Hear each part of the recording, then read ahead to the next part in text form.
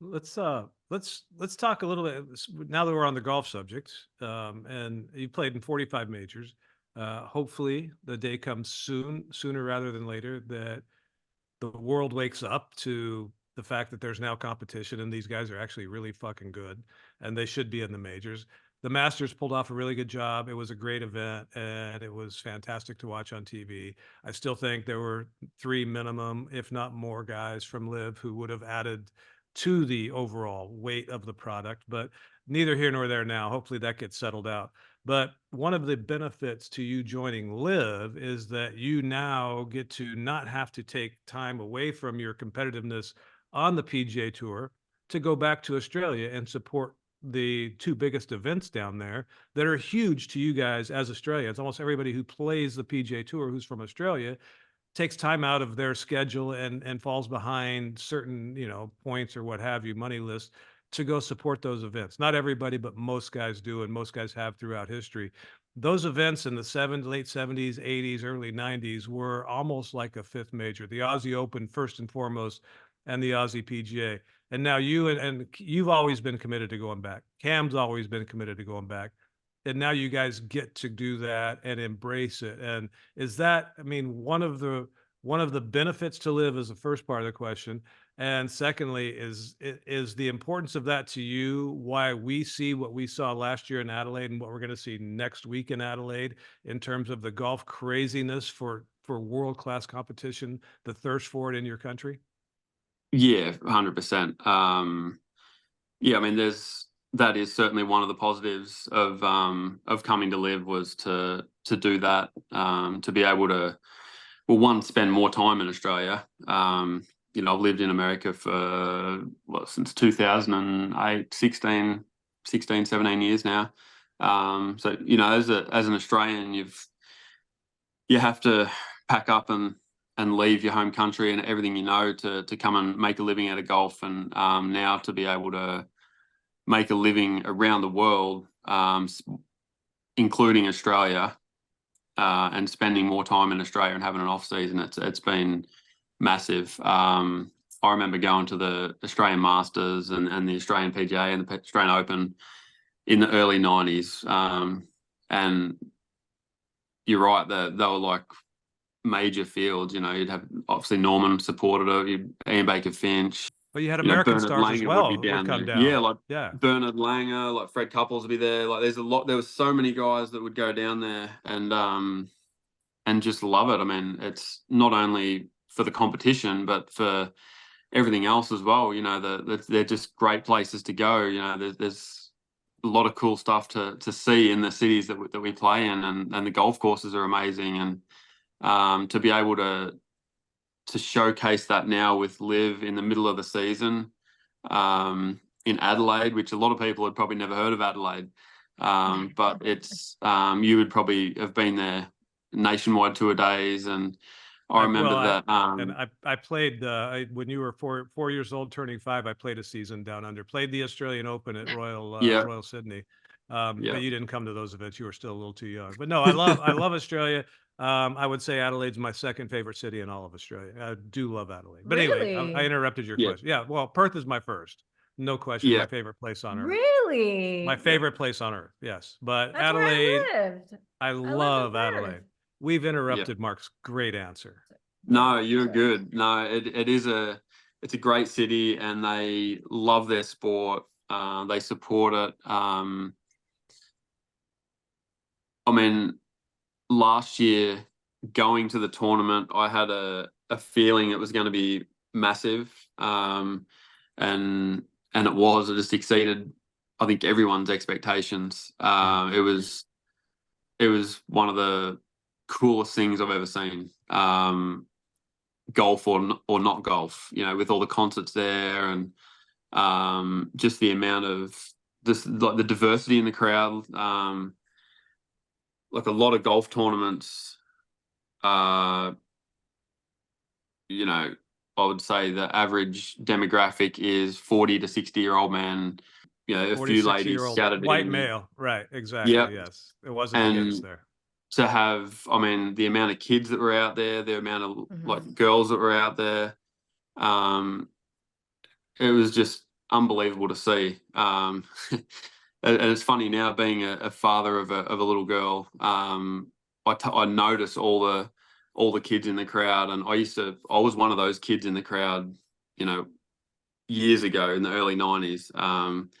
And I remember how much of a buzz it was to get a golf ball. And now I'm pretty conscious to make sure that throughout the day I throw a few golf balls to the girls, because I know my daughter would love to get that. So that's sort of it's just so good to see the diversity in the crowd, whether, you know, men, women, kids, and everything in between. We've spoken to so many players, literally so many players, and everybody says the same thing. Adelaide is a destination they're looking forward to the most. John Rahm said that when we interviewed him when he just joined our league. I have like a huge list of everything that I look forward to when I go there. First of all, Australia is my second home, as you know, but I want to know, what are you looking forward to the most next week in Adelaide? Oh, great question again. That is a good question, actually. So I'm going home. Don't sound so surprised. Yeah, she's so actually very good at this. So I'm going home tomorrow, actually. It's so all I right. get Leishman gives me enough shit. Don't worry, he gives me enough shit. No, I do. I think I'm her third favorite ripper. So who's last? I don't know.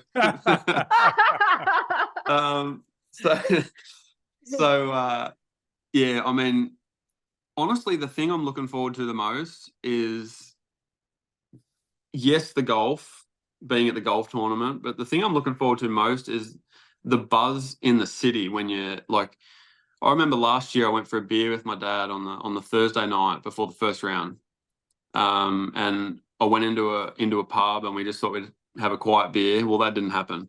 There was everyone in the city was a golfer, and they were so excited to see that the golfers were in town, and I was in this pub having a beer, and it was just, I felt like a rock star. It was really cool for a week. I don't know how I'd go handling that all the time, but for that week, just the feeling around town and the way that the buzz in the city, I think that's the thing that I'm looking forward to the most, apart from the golf, because the golf's you know, and the buzz at the golf course is great, but just that it's not very often you go to a golf tournament and there's that buzz around town. I think you get it at the Masters, you get it at the British Open, and I think you get it at the Waste Management. Yeah, I was going to say the Players. Jacksonville really support that tournament. But apart from that, you don't really get it. The Travelers in Connecticut. Which you won. I did, yes. Yes, your first one. Yeah, first one. So I had to get that in there. Hang on. No. So yeah, that's a good one to just to have that feeling around town.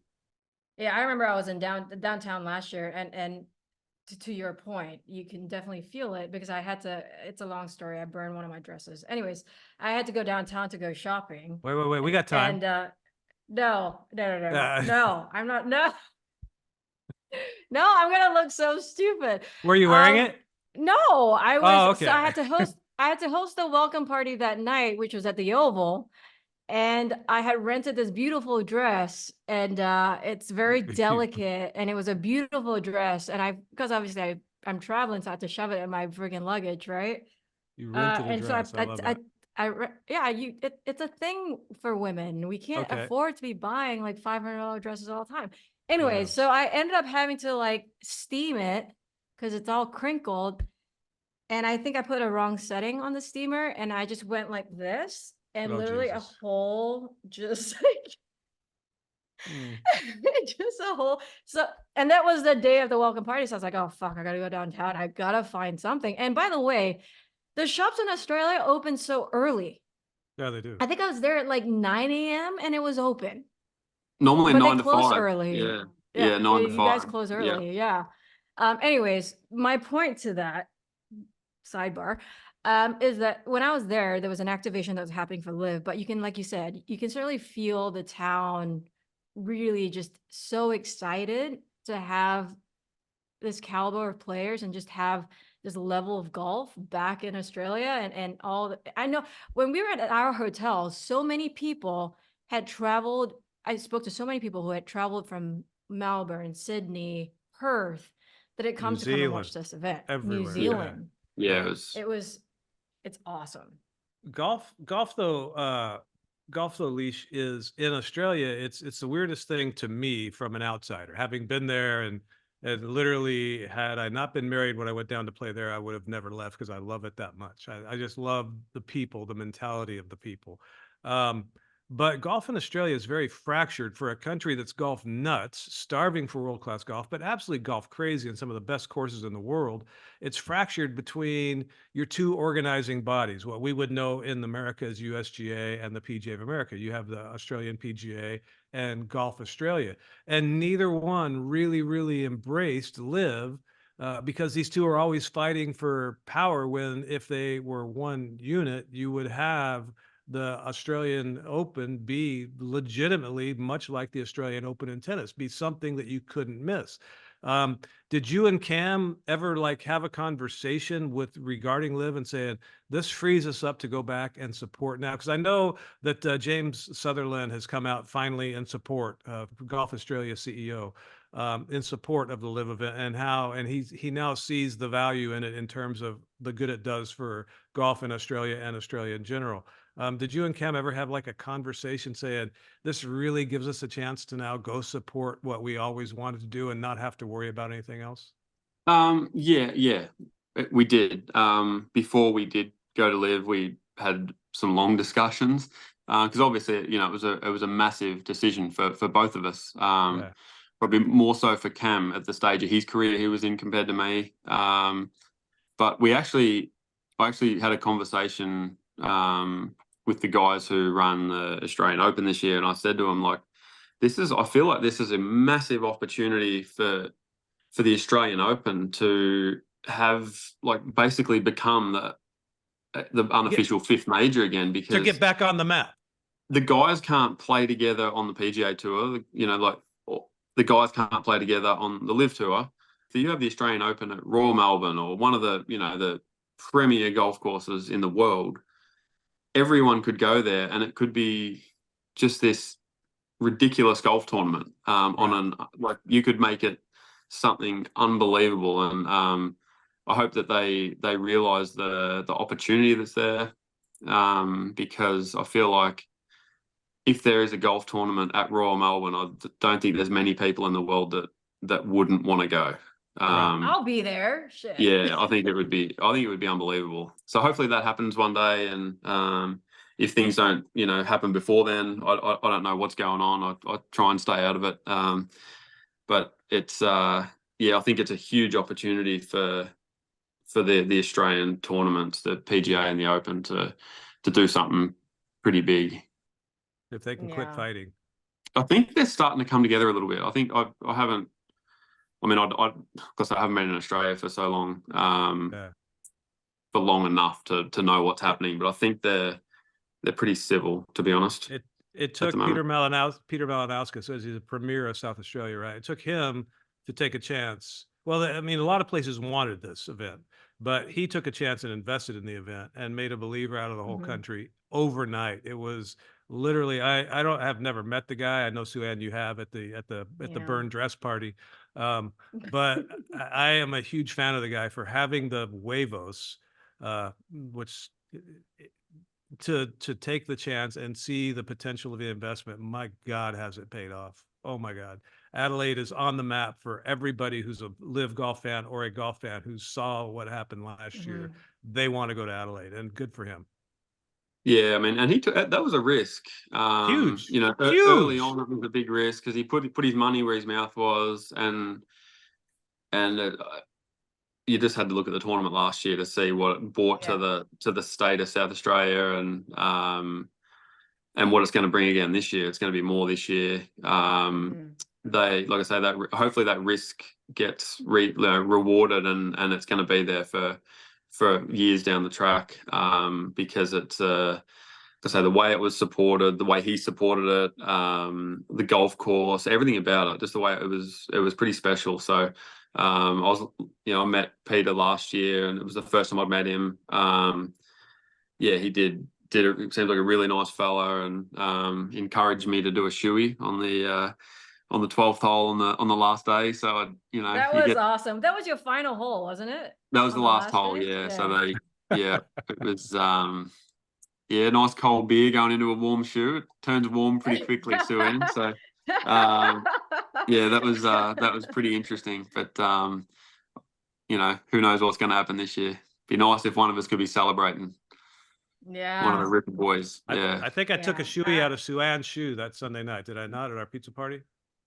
No, that was we ended up doing that in Mexico. Okay. Oh, well, of course. Why wouldn't you do it in Mexico? Because I did it with Cam in Mexico last year. Yeah. It was my first hang time, and I did a shoey with Cam. Yeah. I remember that. So we Yeah. ended up doing that. Yeah. It was it was so fun. We need a Ripper ace on the party hole. Yes. We never need another highlight as long as we all exist. If we have a Ripper ace on the party hole, it would turn into most respectfully behaved, absolute pandemonium that you've ever seen. You could just shut it down right there. Just shut it down. Just tournament. tournament's over. Yeah. Tournament's over. It's over. Yeah.